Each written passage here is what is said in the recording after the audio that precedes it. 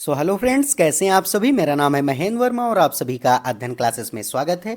तो आज मैं सीडीपी का प्रैक्टिस सेट 4 आप लोगों के साथ डिस्कस करने वाला हूं। इससे पहले 3 प्रैक्टिस सेट सीडीपी के ऑलरेडी मैंने डिस्कस करा दिए। तो अगर आप लोग चैनल पर नए हैं, आपने उन वीडियोज़ को नहीं देखा है, तो मेरे चैनल पर प्लेलिस्ट बनी हुई है, आप वहाँ से देख सकते हैं।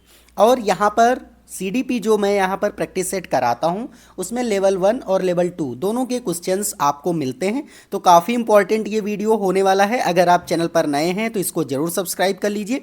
चलिए स्टार्ट करते हैं। तो पहला क्वेश्चन है कि भारत में अधिकांश कक्षाएं बहुभाषी होती हैं और इसे शिक्षक द्वारा डैश के रूप में देखा जाना चाहिए। तो यहाँ पर किसके रूप में देखा जाना चाहिए? समस्या के रूप में, संसाधन के रूप में, बाधा के रूप में, या फिर परेशानी के रूप में।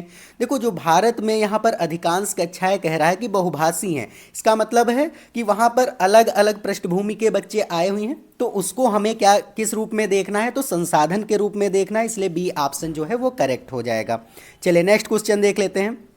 सेकंड क्वेश्चन है कि शिक्षार्थियों द्वारा की गई गलतियां और त्रुटियां कैसी होनी चाहिए। शिक्षक और शिक्षार्थियों की असफलता की सूचक होती हैं गलतियां और त्रुटियां, या फिर उनके चिंतन को समझने के अवसर के रूप में देखी जानी चाहिए। सी ऑप्शन है कठोरता से निपटाई जानी चाहिए, या फिर बच्चों को कमजोर अथवा उत्कृष्ट चिन्हित करने के अच्छे अवसर होते हैं। तो देखो, यहाँ पर कह रहा है गलतियां, जो बच्चे यहाँ पर गलतियां और त्रुटियां करते हैं उसके चिंतन को समझने के अवसर के रूप में देखी जानी चाहिए। तो इसलिए क्या हो जाएगा? बी ऑप्शन करेक्ट हो जाएगा। अब देखो, अगर आपको इस वाले क्वेश्चन का आंसर ना आ रहा होता तो आप यहां पर क्या कर सकते थे? ऑप्शन को एलिमिनेट कर सकते थे। जैसे ए ऑप्शन में क्या है? शिक्षार्थियों की असफलता। तो असफलता यहां पर क्या है? निगेटिव ऑप्शन है, इसलिए क्या हो जाता है? ए ऑप्शन गलत हो जाता। सी भी देख लीजिए, कठोरता से निपटाई जानी चाहिए। हमें कठोर यहाँ पर नहीं, हमें लचीला पाठ्यक्रम मिलता है। लचीला यहाँ पर जो एनसीएफ है वो कहता है कि हमें जो भी बच्चों को शिक्षा देनी है मातृभाषा में देनी है और लचीलेपन से देनी है। तो इसलिए क्या हो जाएगा? यहाँ पर सी ऑप्शन भी गलत हो जाएगा। डी ऑप्शन देख लेते हैं, कमजोर अथवा उत्कृष्ट चिन्हित के अवसर। तो यहाँ पर बच्चों को कमजोर तो नहीं करता, इसलिए क्या हो जाएगा? डी ऑप्शन भी गलत हो जाएगा। तो बी ऑप्शन ही बचा। तो बी ऑप्शन इस तरीके से आप जो है क्वेश्चंस को एलिमिनेट कर सकते हैं। देखो, जो भी क्वेश्चन आपके एग्जाम में आए, जैसे अगर आपको नहीं आ रहा है तो आपको कुछ यहाँ पर टैग वर्ड याद रखने हैं। तो उनसे आप क्या कर सकते हैं? ऑप्शंस को एलिमिनेट कर पाएंगे और आपका आंसर वहाँ पर 100% करेक्ट हो जाएगा। चलिए 3 नंबर क्वेश्चन है कि डैश के विचार से बच्चे सक्रिय ज्ञान निर्माता हैं तथा नन्हे वैज्ञानिक होते हैं जो संसार के बारे में अपने सिद्धांतों की रचना करते हैं। ये कौन से मनोवैज्ञानिक ने कहा है? पावलाव ने कहा है, युंग ने कहा है, पियाजे ने कहा है, या फिर स्किनर ने कहा? तो देखो, पियाजे कहते हैं कि बच्चे नन्हे वैज्ञानिक होते हैं और अपने ज्ञान की रचना स्वयं करते हैं। इसलिए कौन सा ऑप्शन करेक्ट हो जाएगा? सी ऑप्शन जो है वो करेक्ट हो जाएगा थर्ड क्वेश्चन का। चलिए 4 नंबर क्वेश्चन देख लेते हैं कि बाल केंद्र शिक्षा शास्त्र का अर्थ है। तो जो बाल केंद्र शिक्षा शास्त्र है उसका क्या अर्थ है? कि बच्चों को शिक्षक का अनुगमन और अनुकरण करने के लिए कहना। बी ऑप्शन है कि बच्चों की अभिव्यक्ति और उनकी सक्रिय भागीदारी को महत्व देना। सी ऑप्शन है कि बच्चों को पूर्ण रूप से स्वतंत्रता देना, या फिर बच्चों को नैतिक शिक्षा देना। तो चलिए बताइए इसका कौन सा ऑप्शन करेक्ट हो जाएगा? तो यहाँ पर देखिए, आपको यहाँ पर बी ऑप्शन में दिख रहा है सक्रिय भागीदारी को महत्व देना और बच्चे अपने क्या कर पाएँ? वहाँ पर अभिव्यक्ति भी कर पाएँ। तो यहाँ पर क्या हो जाएगा? यही ऑप्शन जो है सबसे करेक्ट आपको लग रहा है, यही ऑप्शन क्या हो जाएगा? करेक्ट हो जाएगा। चलिए 5 नंबर क्वेश्चन देख लेते हैं। तो 5 नंबर क्वेश्चन है कि जटिल परिस्थिति को संसाधित करने में शिक्षक बच्चों की सहायता कर सकता है। तो ए ऑप्शन है कोई भी सहायता ना देकर, जिससे बच्चे अपने आप निर्वाह करना सीख जाएं। बी ऑप्शन है उस पर एक भाषण देकर। सी ऑप्शन है कि कार्य को छोटे हिस्सों में बांटने के बाद निर्देश लिखकर, या फिर प्रतियोगिता को बढ़ावा देकर और सबसे पहले कार्य पूरा करने वाले बच्चों को पुरस्कार देकर। तो यहाँ पर कौन सा ऑप्शन आपका करेक्ट हो जाएगा? तो देखो, कार्य को छोटे हिस्सों में आपको बांटना है और वहाँ पर निर्देश कुछ लिख देने हैं ताकि बच्चे यहाँ पर क्या कर पाएँ? जो शिक्षक है वो बच्चों की सहायता इस तरीके से कर सकता है जटिल परिस्थितियों में। तो क्या हो जाएगा? सी ऑप्शन यहाँ पर एकदम से करेक्ट हो जाएगा 5th क्वेश्चन का। उम्मीद है आपको सारे क्वेश्चन समझ आ रहे होंगे। अगर कोई डाउट है तो आप कमेंट करके ज़रूर पूछ लीजिए, और आपको ये वीडियो अच्छा लग रहा है तो वीडियो को लाइक करके यहाँ पर चैनल को ज़रूर सब्सक्राइब कर लीजिए, क्योंकि मैं आपकी सीटेट की कंप्लीट प्रिपरेशन कराता हूँ। चलिए 6 नंबर क्वेश्चन है कि शिक्षार्थियों से यह अपेक्षा करना कि वे ज्ञान को उसी रूप में पुनः प्रस्तुत कर देंगे जिस रूप में उन्होंने उसे ग्रहण किया है। तो ए ऑप्शन है कि एक प्रभावी आकलन युक्ति है। बी ऑप्शन है कि समस्यात्मक है क्योंकि व्यक्ति अनुभवों की व्याख्या करते हैं और ज्ञान को ज्यों का त्यों पुनः उत्पादित नहीं करते हैं। सी ऑप्शन है कि अच्छा है क्योंकि जो भी हमारे मन में है हम उसे रिकॉर्ड करने लगते हैं। या फिर अच्छा है क्योंकि यह शिक्षक के लिए आकलन में यहाँ पर सरल हो जाता है। तो देखो, समस्यात्मक है क्योंकि व्यक्ति अनुभवों की व्याख्या करते हैं और ज्ञान को ज्यों के त्यों पुनः उत्पादित नहीं करते हैं। इसीलिए क्या हो जाएगा, यहाँ पर कह रहा शिक्षार्थियों से यह अपेक्षा करना कि वे ज्ञान को उसी रूप में पुनः, अगर ज्यों का त्यों उसी तरीके से वो ग्रहण करेंगे तो वो समस्यात्मक हो जाएगा क्योंकि वो बच्चे जो है अनुभव अपने नहीं यहाँ पर प्राप्त कर पाएंगे। इसलिए क्या हो जाएगा, बी ऑप्शन ही 6 क्वेश्चन का करेक्ट हो जाएगा। चलिए 7 नंबर क्वेश्चन है। तो 7 नंबर क्वेश्चन है कि जब शिक्षार्थियों को समूह में किसी समस्या पर चर्चा का अवसर दिया जाता है तब उनके सीखने का वक्र कैसा होता है, स्थिर रहता है, अवनत होता है, समान रहता है या फिर बेहतर हो जाता है। तो देखो यहाँ पर क्या हो जाता, बेहतर हो जाता, क्योंकि जब बच्चे समूह में अपनी समस्या पर चर्चा का अवसर अगर आप देंगे, आप एक अगर टीचर हैं आप अपने क्लास में और कोई समस्या पर चर्चा करने के लिए उनको समूह में ग्रुप में डिवाइड कर देते हैं तो वहाँ पर जो उनके सीखने का अवसर होगा क्या हो जाएगा, यहाँ पर बेहतर हो जाएगा। क्योंकि बच्चे समाज से ही यहाँ पर अपने चारों तरफ एनवायरनमेंट से अंतः क्रिया करके सीखते हैं, इसलिए क्या हो जाएगा, वो बेहतर हो जाएगा यहाँ पर ग्राफ। तो डी ऑप्शन ही यहाँ पर करेक्ट हो जाएगा।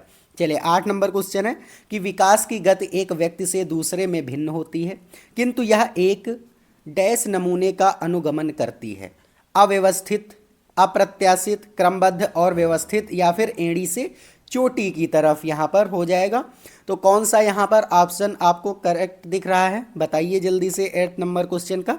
तो यहाँ पर क्या हो जाएगा, क्रमबद्ध होता है और व्यवस्थित होती, क्योंकि देखो विकास की गति जो होती है सभी में व्यक्तिगत विभिन्नता होती है और ये क्रमबद्ध और व्यवस्थित होती, ये आपको ध्यान रखना है क्योंकि क्रमबद्ध ही यहाँ पर जो विकास होता है आपका चलता है। तो यहाँ पर सी ऑप्शन जो है वो करेक्ट हो जाएगा। चलिए 9 नंबर क्वेश्चन है कि विकास के लिए निम्नलिखित में से कौन सा एक उचित है। सामाजिक सांस्कृतिक संदर्भ विकास में एक महत्वपूर्ण भूमिका निर्वाह करता है, विकास एकल आयामी होता है, विकास पृथक होता है, या फिर विकास जन्म के साथ प्रारंभ होता है और समाप्त होता है। तो यहाँ पर देखो विकास जन्म के साथ प्रारंभ नहीं होता, उससे पहले ही विकास चलता रहता है, भ्रूणावस्था में भी विकास होता है। तो ये तो ऑप्शन गलत हो गया। विकास पृथक होता है तो अलग तो नहीं होता है, विकास क्या एकल आयामी होता तो नहीं, विकास जो है बहुआयामी होता है, इसलिए ये भी गलत हो गया। ए ऑप्शन आपका क्या हो जाएगा, करेक्ट हो जाएगा। चलिए 10 नंबर क्वेश्चन देख लेते हैं कि व्यक्तियों में एक दूसरे से भिन्नता क्यों होती है। अब देखो आपको बताना है कि व्यक्तियों में एक दूसरे से भिन्नता क्यों होती है। जन्मजात विशेषताओं के कारण होती है, वंशानुक्रम और वातावरण के बीच अन्योन्य क्रिया के कारण होती है, प्रत्येक व्यक्ति को उसके माता पिता से जीनों का मतलब जो जीन्स होते हैं का भिन्न समुच्चय प्राप्त होने के कारण, या फिर वातावरण के प्रभाव के कारण यहाँ पर हो जाएगा।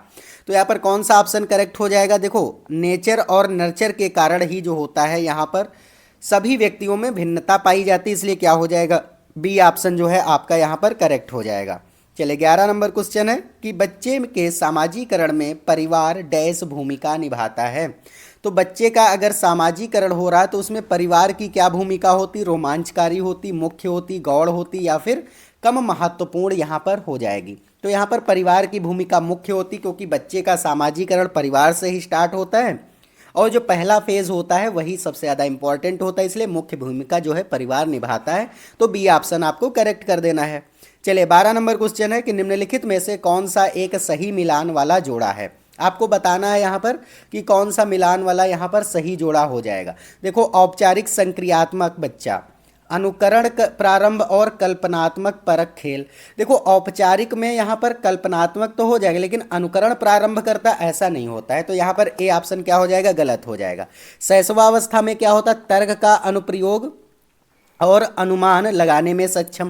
देखो शैशवावस्था में अनुमान नहीं लगा पाएगा बच्चा, तो ये भी गलत हो जाएगा। पूर्व संक्रियात्मक बच्चा, यहाँ पर क्या हो जाएगा, निगमनात्मक, निगमन नहीं कर पाता, इसलिए ये भी गलत हो गया। मूर्त संक्रियात्मक बच्चा साधारण एवं वर्गीकरण करने योग्य होता है, बिल्कुल सही है यहाँ पर। इसलिए क्या हो जाए, क्योंकि वो मूर्त चीज़ें मतलब देख करके सारी चीज़ें यहाँ पर कर लेता है, तो यहाँ पर क्या है, संधारण एवं वर्गीकरण, मतलब कि जो साधारण वर्गीकरण होते हैं वहाँ पर वो कर लेता है, उनको क्या कर देता है, वहाँ पर क्लासिफिकेशन कर देता है। तो डी ऑप्शन जो है वो करेक्ट हो जाएगा। चलिए 13 नंबर क्वेश्चन है कि एक बच्ची कहती है कि धूप में कपड़े जल्दी सूख जाते हैं, वह डैश की समझ को प्रदर्शित कर रही है। अहम केंद्रित चिंतन को प्रदर्शित कर रही, कार्य कारण को प्रदर्शित कर रही है, या फिर विपर्यन चिंतन को, या फिर प्रतीकात्मक विचार को। तो देखो कार्य कारण की मतलब कि यहाँ पर कह रहा है कि वो कोई कार्य हो रहा है तो उसका कारण क्या है, तो इसलिए क्या है यहाँ पर वो बच्ची जो है कार्य कारण जो है वो प्रदर्शित कर रही है उसकी समझ को, इसलिए बी ऑप्शन जो है करेक्ट हो जाएगा। चले 15 नंबर क्वेश्चन है कि पियाजे के अनुसार बच्चों का चिंतन वयस्कों से डैश में भिन्न होता है बजाय डैश के। तो यहाँ पर आपको बताना है कि जो पियाजे हैं, जो मनोवैज्ञानिक पियाजे हैं, इनके अनुसार बच्चों का जो चिंतन होता है वो वयस्कों से किस प्रकार से भिन्न होता है, ये आपको बताना है। आकार या फिर मूर्त परकता में, प्रकार और मात्रा में, आकार और किस्म में, या फिर मात्रा और प्रकार में यहाँ पर भिन्न होता है। तो प्रकार और मात्रा में भिन्न होता है, इसलिए क्या हो जाएगा, बी ऑप्शन जो है वो करेक्ट हो जाएगा आपका। चलिए 15 नंबर क्वेश्चन देख लेते हैं कि निम्नलिखित में से कौन सा एक आधारभूत सहायता का कारण उदाहरण है। आपको बताना कि आधारभूत सहायता का कौन सा उदाहरण यहाँ पर कौन सा ऑप्शन है। तो ए ऑप्शन है कि शिक्षार्थियों को प्रेरित करने वाले भाषण देना, बी ऑप्शन है प्रश्न पूछने को बढ़ावा दिए बिना स्पष्टीकरण देना, सी ऑप्शन है मूर्त और अमूर्त दोनों प्रकार के उपहार देना, या फिर अनुबोधन और संकेत देना तथा नाजुक स्थितियों पर प्रश्न यहाँ पर पूछना। चलिए बताइए कौन सा ऑप्शन यहाँ पर करेक्ट हो जाएगा। तो अनुबोधन और संकेत देना तथा नाजुक स्थितियों पर प्रश्न पूछना, इसलिए क्या हो जाएगा, डी ऑप्शन जो है वो आपका करेक्ट हो जाएगा। चलिए 16 नंबर क्वेश्चन देख लेते हैं कि वाइगोस्की के अनुसार बच्चे सीखते हैं परिपक्व होने से, अनुकरण से, वयस्कों और समवयस्कों के साथ परस्पर क्रिया से, या फिर जब पुनर्बलन प्रदान किया जाता है उससे यहाँ पर जो है वाइगोस्की के अनुसार बच्चे सीखते हैं। तो वयस्कों और समवयस्कों के साथ परस्पर अंतःक्रिया करके ही बच्चे सीखते हैं, तो क्या हो जाएगा यहाँ पर, सी ऑप्शन जो है वो करेक्ट हो जाएगा। क्योंकि वाइगोस्की कहते हैं जो बच्चे होते हैं सामाजिक अंतःक्रिया के द्वारा अपने समवयस्कों के साथ यहाँ पर परस्पर अंतःक्रिया करने से यहाँ पर बच्चे सीखते हैं, लर्निंग करते हैं, तो सी ऑप्शन जो है वो करेक्ट हो जाएगा। चलिए 17 नंबर क्वेश्चन है कि कोहलबर्ग ने प्रस्तुत किए हैं, शारीरिक विकास के चरण प्रस्तुत किए हैं, संवेगात्मक विकास के चरण, नैतिक विकास के चरण, या फिर संज्ञानात्मक विकास के चरण जो है प्रस्तुत किए। देखो कोहलबर्ग ने नैतिक विकास का सिद्धांत दिया, तो नैतिक विकास के चरण जो है उसने प्रस्तुत किए हैं, इसलिए क्या हो जाएगा यहाँ पर, सी ऑप्शन जो है वो करेक्ट हो जाएगा। चलिए 18 नंबर क्वेश्चन देख लेते हैं कि निम्नलिखित में से कौन सी स्थिति बाल केंद्रित कक्षा कक्ष को प्रदर्शित कर रही है। आपको बताना है कि यहाँ पर कौन सी स्थिति जो है वो बाल केंद्रित कक्षा कक्ष को प्रदर्शित कर रही। तो ए ऑप्शन है एक कक्षा जिसमें पाठ्य पुस्तक एकमात्र संसाधन होता है जिसका संदर्भ शिक्षिका देती है, बी ऑप्शन है एक कक्षा जिसमें शिक्षार्थी समूहों में बैठे हैं और शिक्षिका बारी बारी से प्रत्येक समूह में जा रही है, सी ऑप्शन है एक कक्षा जिसमें शिक्षार्थियों का व्यवहार शिक्षिका द्वारा दिए जाने वाले पुरस्कार और दंड से संचालित होता है, या फिर डी ऑप्शन है कि एक कक्षा में जिसमें शिक्षिका नोट दिखा देती है और शिक्षार्थियों से उन्हें याद करने को कहा जाता है। तो यहाँ पर आपको बताना है कौन सा ऑप्शन करेक्ट हो जाएगा। तो देखो यहाँ पर बी ऑप्शन जो है ये आपका करेक्ट हो जाएगा। एक कक्षा जिसमें शिक्षार्थी समूहों में बैठ जाते हैं और शिक्षिका बारी बारी से प्रत्येक समूह में जा रही, इसलिए क्या हो जाएगा, बी ऑप्शन जो है करेक्ट हो जाएगा। चलिए 19 नंबर क्वेश्चन देख लेते हैं कि बुद्धि क्या है। एक अकेला और जाति विचार है, दूसरों के अनुकरण की योग्यता होती है, या फिर एक विशिष्ट योग्यता, या फिर सामर्थ्यों का एक समुच्चय है। तो बताइए कौन सा ऑप्शन यहाँ पर करेक्ट हो जाएगा। तो सामर्थ्यों का एक समुच्चय होता है। बुद्धि क्या है, हमारी जो सामर्थ्य होती है, सोचने की क्षमता का एक ग्रुप होता है, एक समुच्चय होता है, इसलिए डी ऑप्शन जो है वो करेक्ट हो जाएगा। चलिए 20 नंबर क्वेश्चन देख लेते हैं कि भाषा विकास के लिए प्रारंभिक बचपन डैश काल है। तो अमहत्वपूर्ण काल है, अति संवेदनशील काल, निरपेक्ष, या फिर कम महत्वपूर्ण काल है। तो यहाँ पर अति संवेदनशील काल हो जाएगा, तो बी ऑप्शन आपको करेक्ट कर देना है। देखो भाषा विकास जो होता है यहाँ पर प्रारंभिक जो बचपन होता है उसमें भाषा विकास सबसे तेज होता है, इसलिए महत्वपूर्ण हो जाएगा, अति संवेदनशील हो जाएगा। तो इसलिए बी ऑप्शन आपको करेक्ट कर देना है। उम्मीद है आपको ये 20 क्वेश्चंस अच्छे से समझ आए होंगे। कोई भी डाउट है तो आप कमेंट करके ज़रूर पूछ लीजिए, और अगर आपको ये वीडियो अच्छा लगा तो वीडियो को लाइक कर दीजिए, और चैनल पर नए हैं तो ज़रूर इसको सब्सक्राइब कर दीजिए, क्योंकि मैं इसी तरीके से आपकी सीटेट की कंप्लीट प्रिपरेशन कराने वाला हूँ। चलिए आज के लिए इतना ही है, अब मिलते हैं नेक्स्ट वीडियो में, तब तक के लिए जय हिंद जय भारत।